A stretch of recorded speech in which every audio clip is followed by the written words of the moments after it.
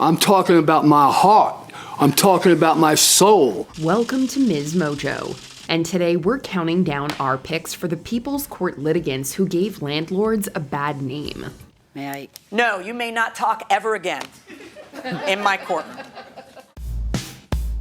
Number 10, we have the real landlord right here. Did you think he was the owner? Yes, until I found out he wasn't. Larry Stahl hasn't returned a security deposit. Not so unusual in Judge Million's courtroom, but the tenants usually get to move in before they have to sue for a deposit. Can I ask you a question? Yep. How are these people going to get the place October 1st? I was going to be moving out into my other house. I own a home in Lindenhurst. I was going to move, the tenant was moving out. I was going over to live there, and I was really fulfilling the rest of my lease. Two plaintiffs give Stahl money for a future move-in. The house was never ready. It turns out Stahl isn't even the owner, and he has no real right to sublease it as he is being evicted. I'm going to lose it any second now. Will you please tell me, landlord, when is it that you find out what shenanigans are going on? In the kind of dramatic twists courtroom dramas are made of, the plaintiffs surprise the judge and the defendant by bringing the actual landlord into court with them. My lawyer told me to stay away from the house because the eviction process was started. All the facts make this guy look more like a thief than a landlord. The judge is so outraged, she awards the plaintiffs double what they sued for. You look like a fraud because you are a fraud. Number 9, hedging her bets. Tell me what happened. Plaintiff Shanice Hawkins paid Gladys Hoffman a deposit to secure an apartment, only for the landlord to change her mind. Was the topic ever discussed to just go ahead and move in, but she'd rent it to you and not the other people because you'd already put a deposit on it and she can't rent it to other people? That's the exact opposite of what Hoffman says happened. It's a case of she said. Only the judge knows the law. Why are you doing that? She already has the apartment. That's unfortunate for Hoffman.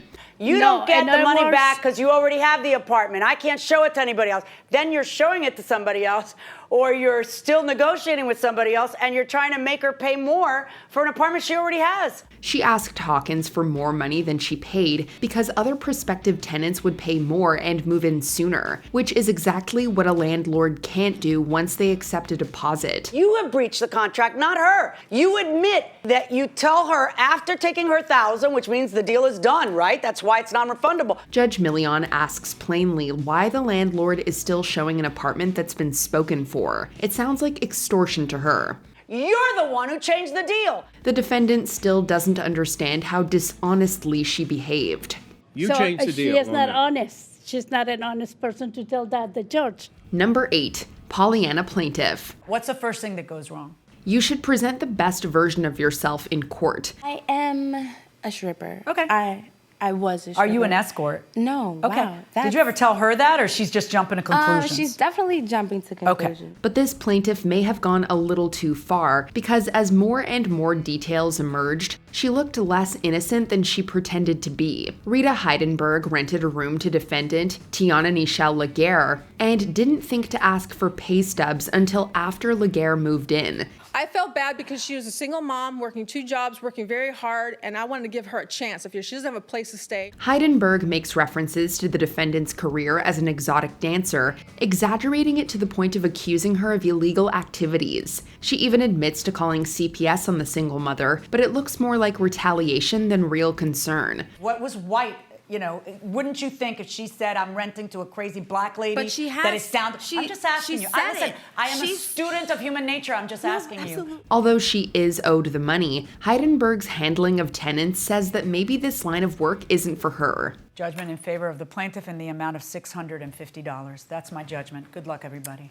Number 7, no privacy. He's here suing for the return of the $2,000 in rent he paid up front.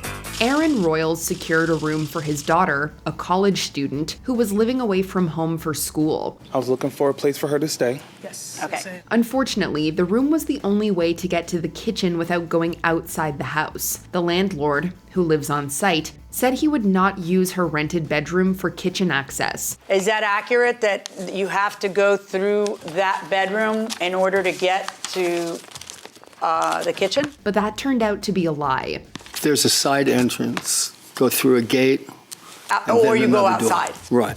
Is it discussed, hey, this is weird, you have to walk through my daughter's bedroom? Because nobody wants We that. discussed it. I said I Okay. usually go around through the Okay. gate. Things devolved as the landlord became nosy and overstepping and belligerently demanded access to the room. The idea that anyone, landlord or not, could just traipse through your room without warning is nightmare fuel. Did you tell him, hey, where are you going? This guy doesn't seem to get it. In fact, he thinks he suffered undue stress. While he does get some money back, the judge is less than sympathetic. There were rat droppings in the bed. There's no rats in my house.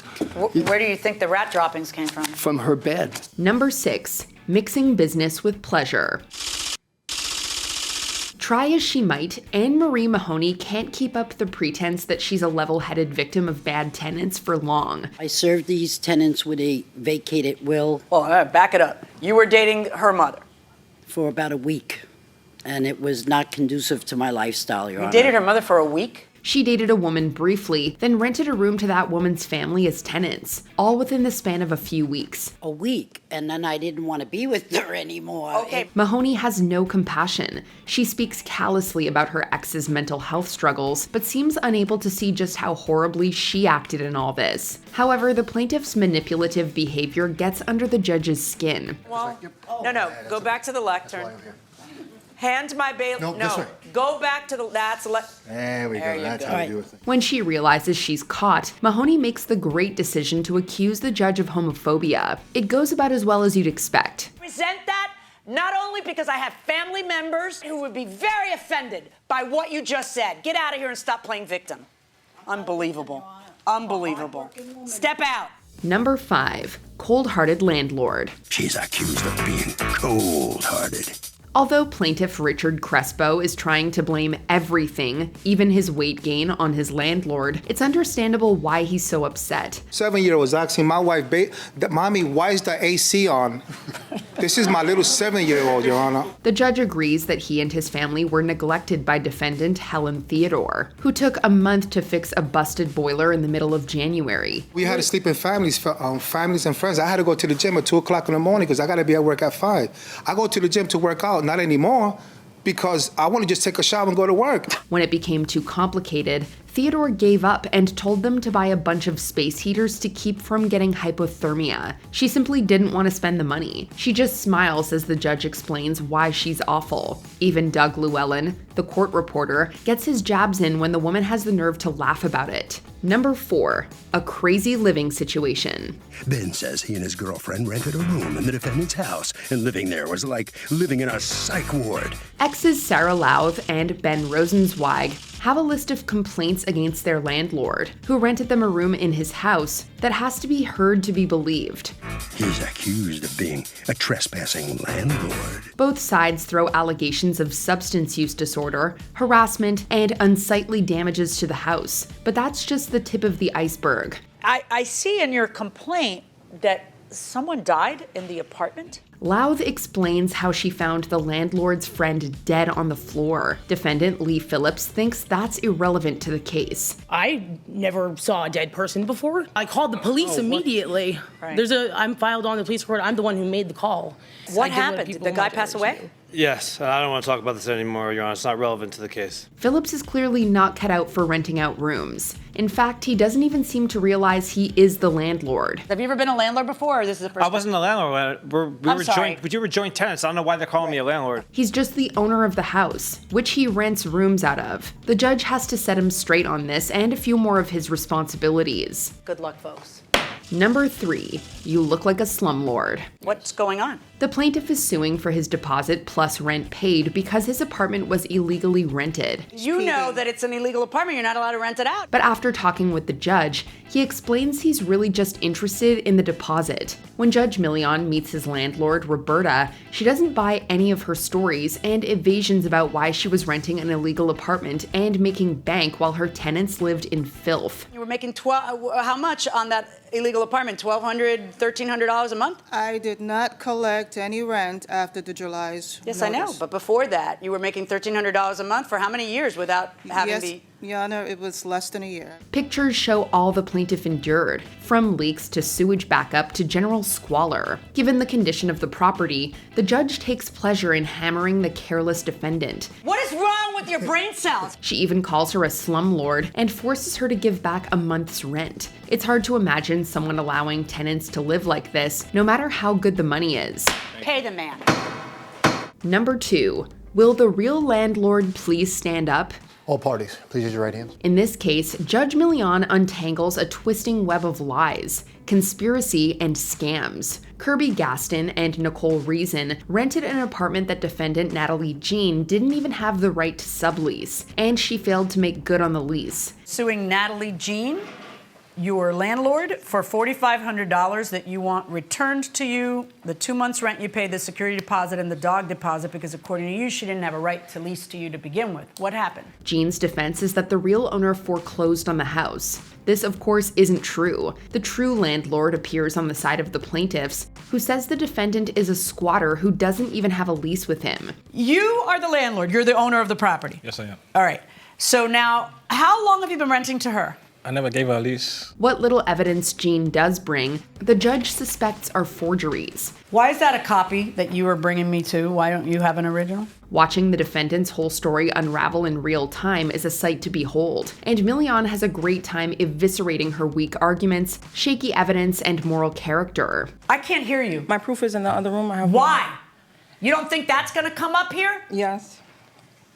Will somebody please get whatever proof she left in the other room? Describe the bag it's in. Before we continue, be sure to subscribe to our channel and ring the bell to get notified about our latest videos. You have the option to be notified for occasional videos or all of them. If you're on your phone, make sure you go into your settings and switch on notifications. Number 1. A pattern of behavior. Sue Hoy Tan, you are suing Ellen Ray? Yes. Ellen Ray sounds like the landlord and roommate from you-know-where. And I was forced to move out of the apartment just weeks after moving in, after experiencing constant harassment, trespassing, and ultimately physical assault. Plaintiff Sue Hoy Tan and her witnesses, one of whom is a former tenant of Ray, say she would enter bedrooms when tenants weren't there. Let me tell you what is going to happen. Yeah. I wouldn't live with you for 22 seconds. Okay. You don't have respect of boundaries. That's not You don't true. have the right to walk into somebody's room and rearrange their undies. Ray's reasoning, demeanor, and testimony is questionable to begin with. It soon becomes clear she has a history of combative and unhinged behavior with her tenants. The judge soon realizes the landlord is not allowed to charge people to stay in her rent-stabilized apartment. She accuses Ray of running a scam that allows her to rent out roommates and get them to pay her rent. So it is actually illegal to have a roommate. It's illegal to have a roommate charge more than 50%. Wait, are you in a rent-controlled apartment? Yes. Rent stabilized. Rent stabilized. Yeah. But it's furnished and it includes the utilities, so it's not overcharged. What? The landlord's eccentricities aside, there's clearly a lot more to her low-down tactics than meets the eye. You lost the case right there. Doors All right, that way. thank you. All right. You owe her $4,100. Which of these landlords would be your worst nightmare? Let us know in the comments. You sound like a terrible landlord. I just got to tell you that. You really do. And I don't know why you're laughing. You should be crying. All right. You must go that way. Do you agree with our picks? Check out this other recent clip from MsMojo and be sure to subscribe and ring the bell to be notified about our latest videos.